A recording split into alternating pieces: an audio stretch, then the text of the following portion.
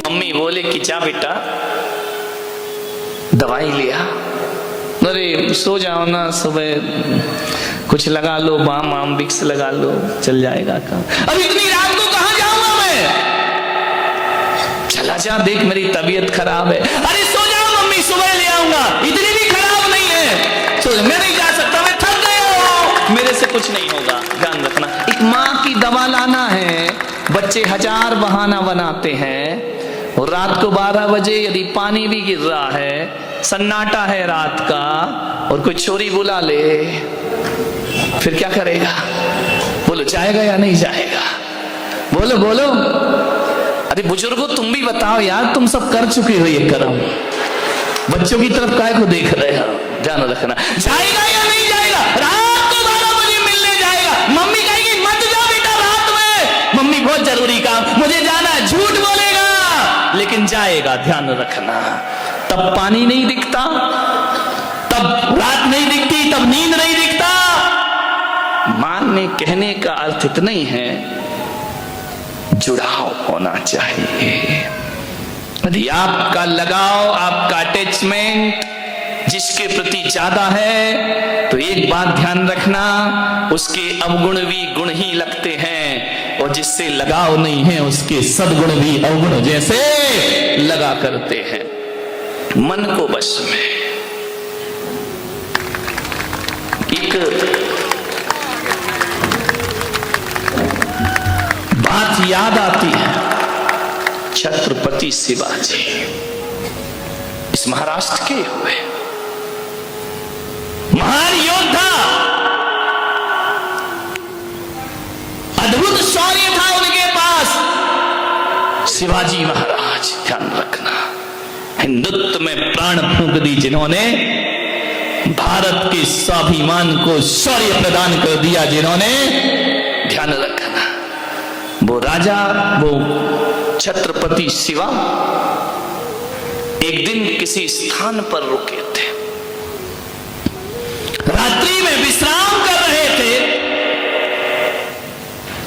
कि कोई एक बहुत सुंदरी रूप लावण्य की धनी खिड़की से उनके कमरे में आ गई।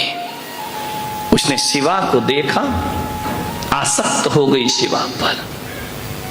इतना शौर्य, इतना पौरुष जिसके अंदर हो, इतना स्वाभिमान हो। शिवा जी रात में उठे, उन्होंने कहा तुम यहां कैसे आई, और इतनी रात में तुम्हारा आना उचित नहीं है मेरे कक्ष में, अभी यहां से निकल जाओ। उस महिला ने कहा मैं जा नहीं सकती हूं, मैं बड़ी मुश्किल से तो आई हूं। शिवा ने कहा क्या कहना चाहती हो? बोली मैं तुम पे आसक्त हूं,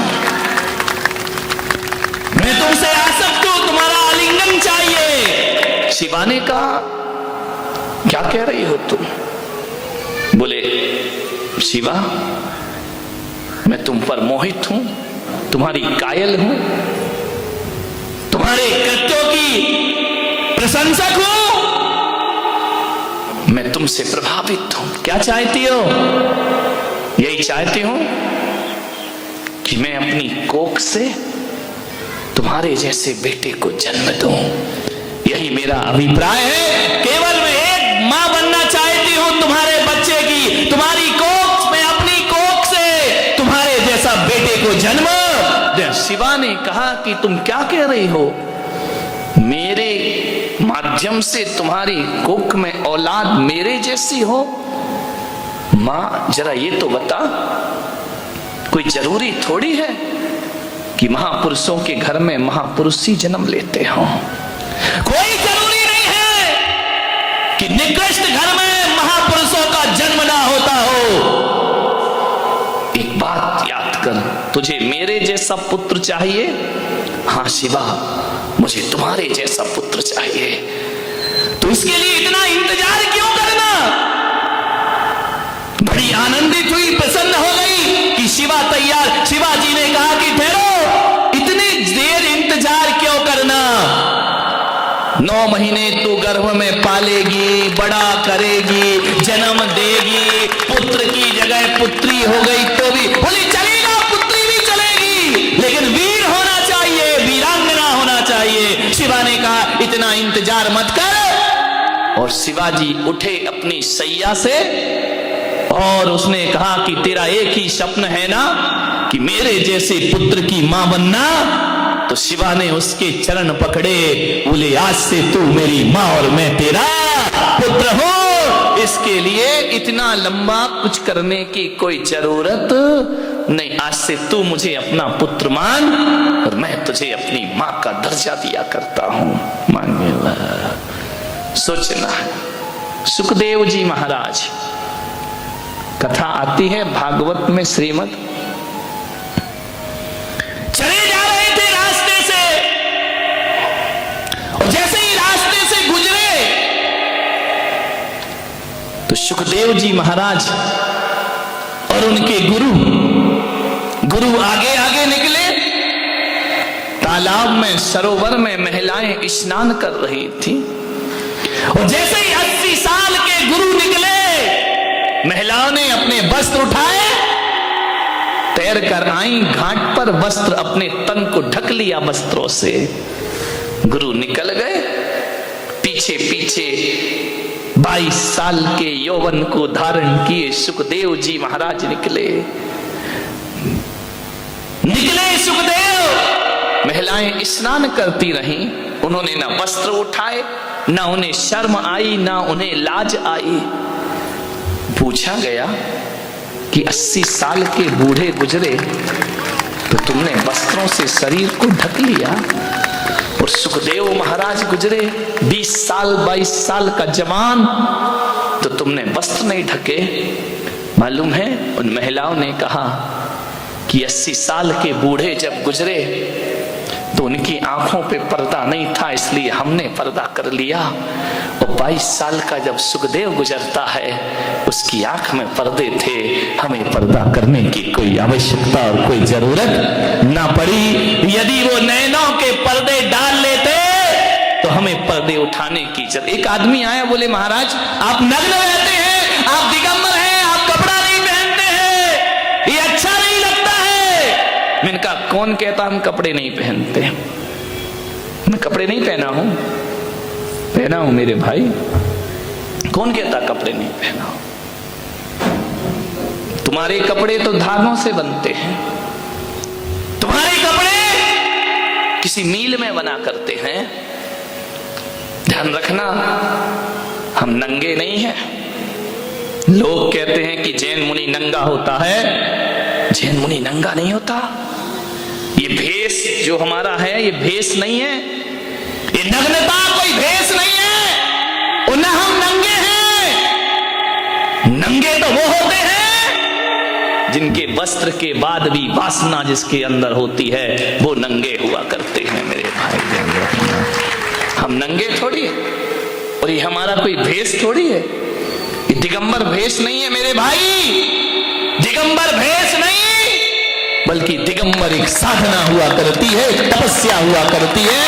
एक बात याद रखना, कौन कहता है हमने कपड़े नहीं पहने हैं? हमने पहने, हमें नंगा थोड़ी कहा जाता है। हम जैन नंगे साधु नहीं है, हमें दिगंबर साधु कहा जाता है, दिगंबर कह करके बुलाया जाता है। हम दिगंबर मुनि हैं, नंगे महाराज नहीं है। ध्यान रखना, प्रशांत रूपाए दिगंबराए देवादि देवाए।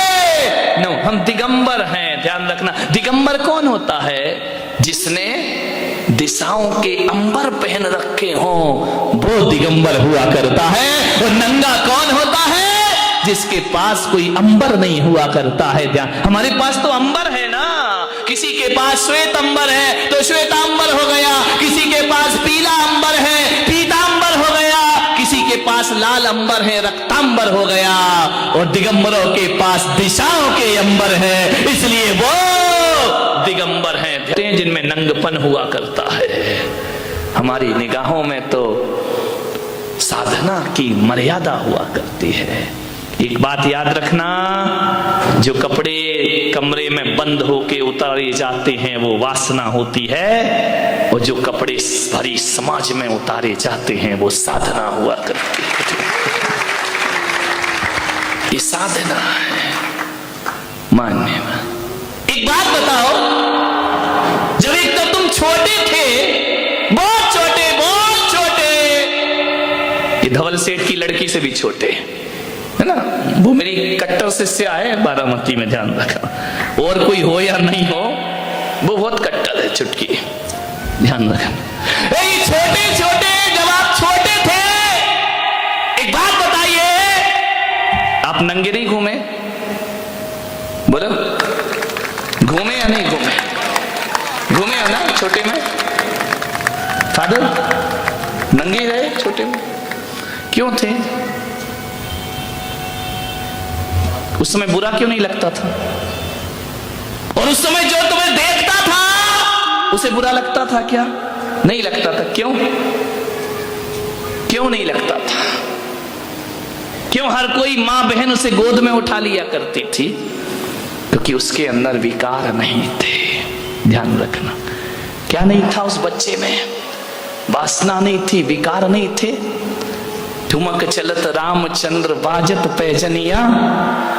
रामचंद्र हो, कृष्ण हो, महावीर हो, बचपन में छोटे से ठुमक ठुमक चला करते थे, लेकिन वस्त्र नहीं होते थे।